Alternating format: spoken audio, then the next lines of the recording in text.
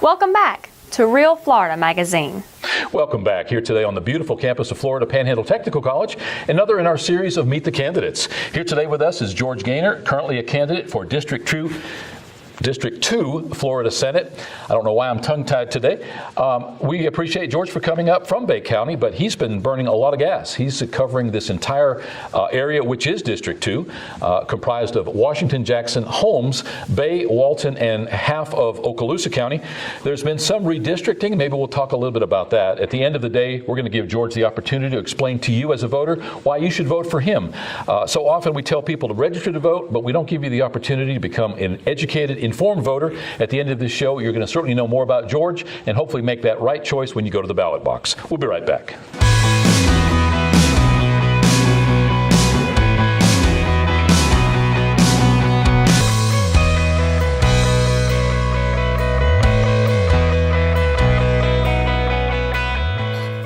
Welcome back. As mentioned, our guest today is George Gaynor. Thanks for coming up. You're everywhere these days. Thanks for having me. I intend to be everywhere. I want to see everybody. One of the best things about running for office are the great people you meet, and I've certainly met my share of them since we started.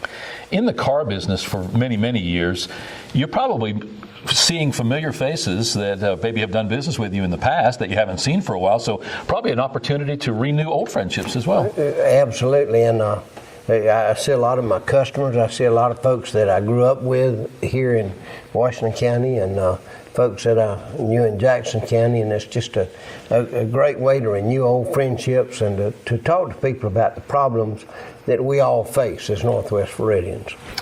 In the pre-show, we talked briefly about your background. I've known you for a number of years, so I know some of it, but even some of that was new to me.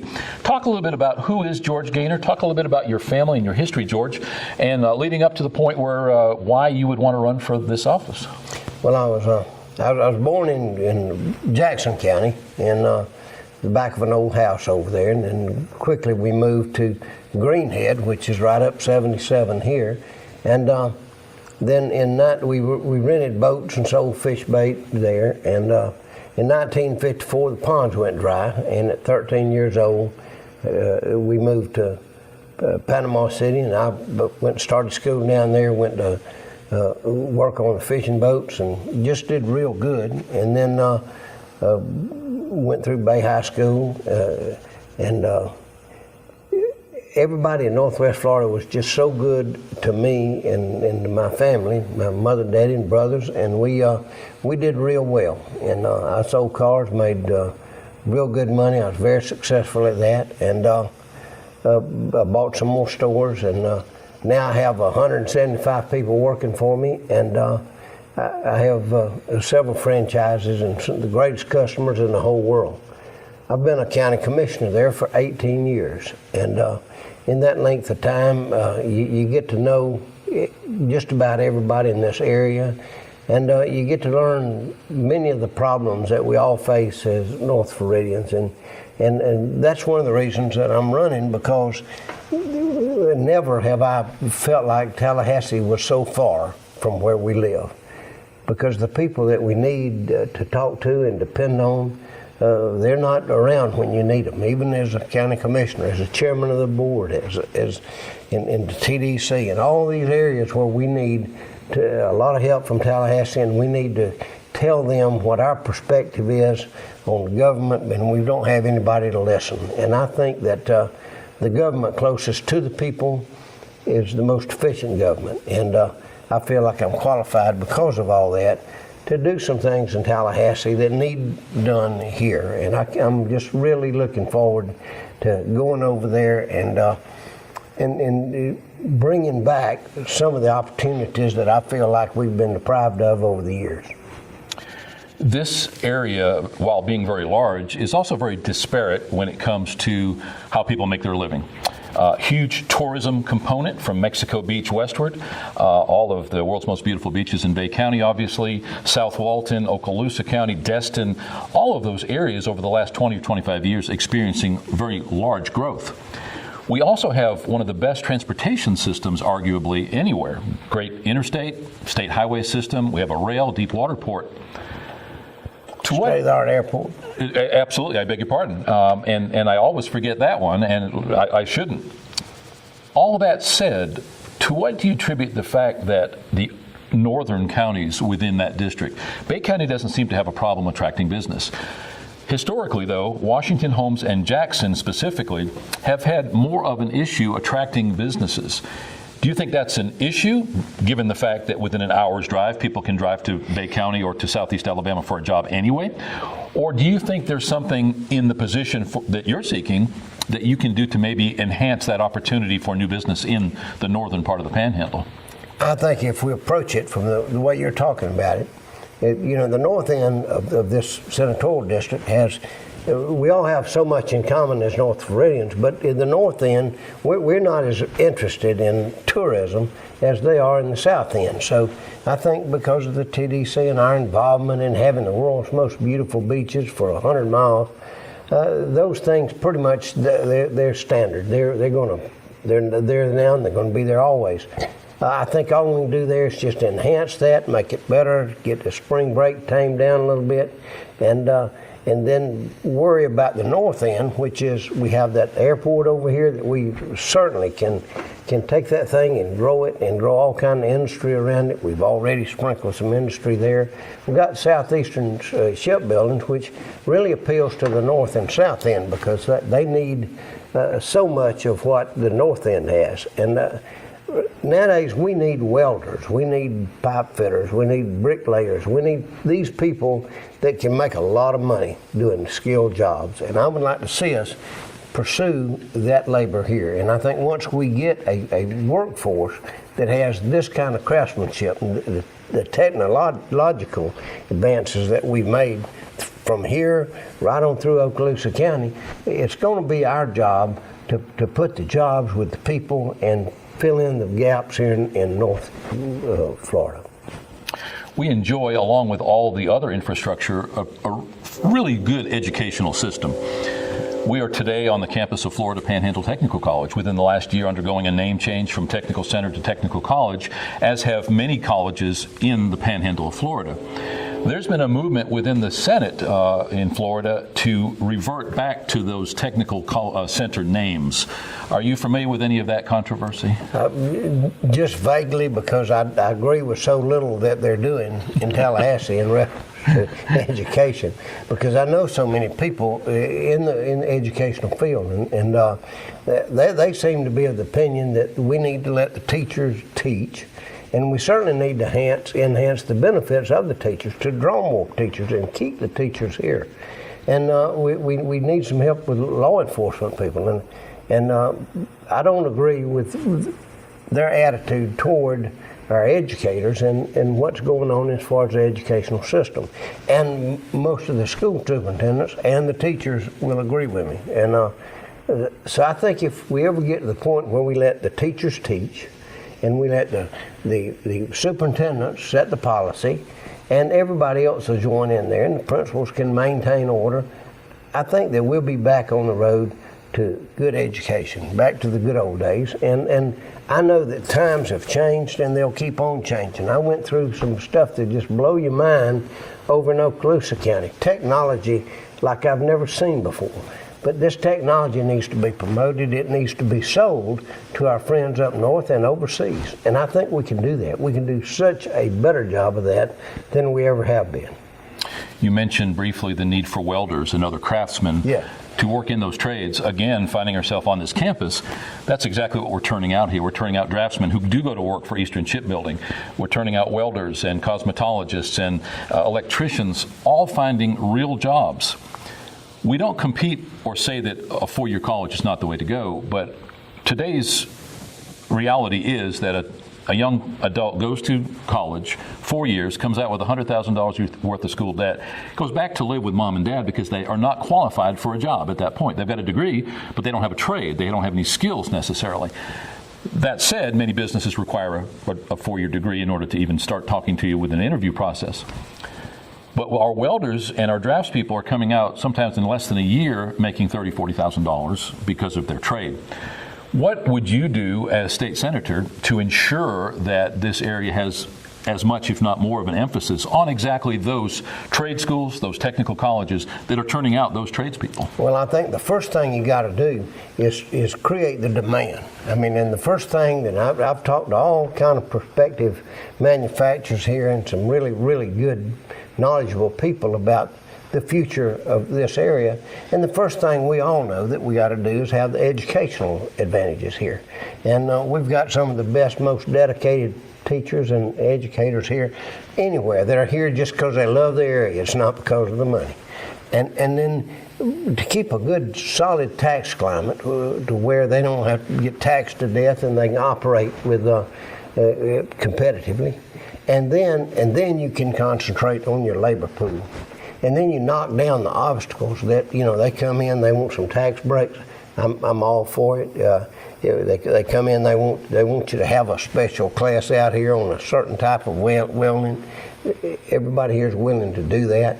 And I think if we all get together and pull on the rope at the same time, I think you'll see 6 counties working in harmony, and we will load up the whole Senate with whatever they feel like they want, the whole senatorial district, with the kind of effort that they want. And I think that I can make that happen. And that's one reason that I'm running for this office. I certainly, after 18 years on the county commission and 50 years in the car business, I certainly was looking forward to maybe not working in the later years, but I've got my second wind. I realized that we need so much stuff in Northwest Florida, and we have sent so many people over there that just once they got over there, they just didn't know us. They became the senator of the corn, and they followed the entourage all the way down to Miami and South Florida, and pretty soon they didn't know who we were. And the transparency, the accountability, that's all gone. I've operated my business. You walk in there anytime. I don't close the door, never. And people come in and see me. If somebody calls me, I make sure I call them before the day's over. That's how you learn how to go about making life better in Northwest Florida.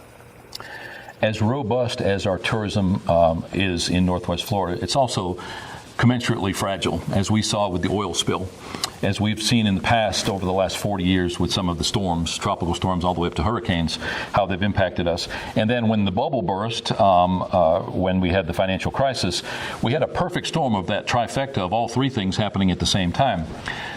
That said, some in Tallahassee are discussing a partial use of the collected bed tax in each of the respective counties to go for infrastructure to help fund law enforcement and other services, which these tourists are not paying directly for, and to alleviate some of that burden on the local taxpayer. Have you had any chance to investigate any of that, or do you have any thoughts on that? The people that say that don't know anything about bed taxes. They don't know anything about the tourist industry. We levied those taxes. Those taxes were levied before I came on the board by the county. They're collected from people that come into the various counties on the coast, and that money in turn is used to bring more people in. Tallahassee didn't have anything to do with it. That's why it's so successful. And that money needs to be left alone, and the county needs to continue to control it because they would like to control it, and they'd like to take most of it. If you read the bill, it's been a horrible bill. There's been several versions of it. This last one does allow us a little flexibility on being able to keep our people safe by paying money to the sheriff's department or whoever we need to, or even lifeguards if we choose. And I think that's a good part about it, but I think that money ought to be left alone, and we don't need to be sending it to the black hole in Tallahassee. What do you anticipate to be one of your bigger challenges after you're elected, going into office? I'd like to look at it two different ways. What's one of the first things or several things that you'd like to accomplish initially? And I'm sure there are some things that you're gearing up to be able to hit the ground running with. And also, what do you consider your biggest challenge at that time? I think the biggest challenge that anybody could have if they were to be elected senator right now is going over there and convincing the Senate that you're there to do business, that you're there to represent the people of Northwest Florida. You're looking for this industry we're talking about. You shut the door on the TDC encroachment, and Northwest Florida is ready to join the rest of the counties at the head table in the big banquet center in Tallahassee. Because for so long, we send them over there, they wind up going down south, getting crazy on us, and we don't get anything out of it. And I think that's the biggest challenge right now, is to, hey, look, fellas, we're here to do business. That's why I put so much of my own money in it, and that's why I've hit every county during this election. That's why I stopped everything I'm doing, put it all on hold, and went after this job. And if the people will elect me, I'll do just that. And then the next time they want to talk to me, they pick up that telephone and they can talk to their senator. Because I feel like it's not about the power or the money. It's about the people of Northwest Florida. All that said, why should I, as a voter, why should our listeners, why should our viewers vote for you this coming election? The way it stands right now, you've got an opponent in the primary election. If nobody else comes back on board, that decision will be made at that time. Why should a voter, with what they know today, vote for you? Because the fundamental difference in me and the other candidate would probably be that I have to balance a checkbook. I have to do a payroll. I have to run a business. I have 175 people that work for me, and I have to maintain a level of professionalism that makes sure that everybody gets paid, and that we take good care of our business. My 18 years as a county commissioner gives me a perspective that nobody else has. I can tell you all the things that the state has let us, not all of them, but most of the things that the state has let us down on over the years, and things that we need to go over there and get tended to that nobody ever would. We haven't had anybody that listened to us, and I don't know anybody else that has. And the fact that I'm approachable and I'm accessible, I think is one of the biggest reasons in the world to vote for me. Nationally, as well as on the local individual levels, we seem to see the pendulum swinging towards that desire to have a business person in those positions. Evidence Donald Trump. Whether you support him or not, he's got a huge groundswell of support based on the fact that he's made things happen. He hasn't talked about them, he's done. Do you feel that, obviously you've already expressed the fact that that's one of your big assets, that you are a business person, but do you feel that as a whole that we're seeing that pendulum swing in that direction, and that because of that we're going to see better decisions made and more progress made when we do get some of those business people into office? Absolutely, Paul. I think people are so tired of the bureaucrats and folks telling them how transparent they're going to be and not being transparent at all, and folks saying that they're going to go and create jobs and safety and roads and whatever, and when they get over there, they don't even know us. They don't even have any clue about the real Northwest Florida Floridian and the problems that we face here. And as a county commissioner, I know I was born in Jackson County, raised in Washington County, worked in Panama City and Bay County. I know what a Northwest Floridian faces. I know what it's like to look for a job. I know what it's like to start with nothing and have absolutely nothing and make something out of your life. And I think that's so important. That's something you cannot replace. Once you've gone through that experience, you just place such a value on your friends and the people, and the value of treating people right and building your business and doing like you're supposed to. Recognizing that no politician, especially a non-incumbent running for an office, wants to tie their wagon to anybody else's political train. But give me a one-word answer to the following. Governor Rick Scott. A great governor, has done more for jobs than any other governor in the state. And that's one more word. World's most beautiful beaches. The whole Gulf Coast. District 2, Florida Senate District. George Gaynor. Is there anything else that you'd like to add? Anything else that I may not have asked? Anything else that you'd like to express to our viewers or our listeners? Yes, Paul, I just want to say how wonderful it's been that everybody in this whole Senate district, I assume everybody's for me, but I know that everybody's not for us. but they've been so nice to us, to me and my family. Well, I've been on your doorstep talking to you, or you run into me in the grocery store. You've just been just as nice and encouraging as you could be. And I just want to thank the people of Northwest Florida for being just that, people from Northwest Florida. So often when fiscally we experience heartburn, when things are rough financially, we see more people come out for political office because in some cases, unfortunately, they're looking for a job. Do you feel that you have a leg up, that you have an advantage, being that you are a man of means? You don't need this job. You don't need anything out of life. You're ready to retire. As you pointed out, you were about ready to take some time off, and you decided to get a second breath. Do you feel that there's a value there, and that that's another good reason for people to vote for you? I think the independence and the fact that you're not vulnerable definitely helps. But now there are some really, really good people that don't make a whole lot of money, and they're in government just because they want to do good things and they're capable of doing good things, and I see them every day. I've served with some of the finest commissioners we've ever had in this part of the world. I've talked to sheriffs. I see people that are just dedicated because they're good people and they want to do the right thing. In my case, I think it's time that somebody goes to Tallahassee that's not vulnerable, that's not needy, that can go over there and take care of business and come back to Northwest Florida. George, thanks for taking the time today. It was a pleasure for you and Jan to come up here and spend a little time with us. Again, I know that you guys are burning the roads up. You have a challenge. You have such a large area to cover, so many people to speak to. We really appreciate and respect your time, but we appreciate you taking the time with us today. Thank you. And Washington County has always been special to me. I've got many great memories here. And it was a real pleasure being here, and you do a fine job and a big service for the community. Well, thank you for that. Our guest today has been George Gaynor, currently running for Florida State Senate District 2 in Florida. Another in our series of Meet the Candidates. I think you'll agree that these are great opportunities for to be able to virtually meet the candidates respectively.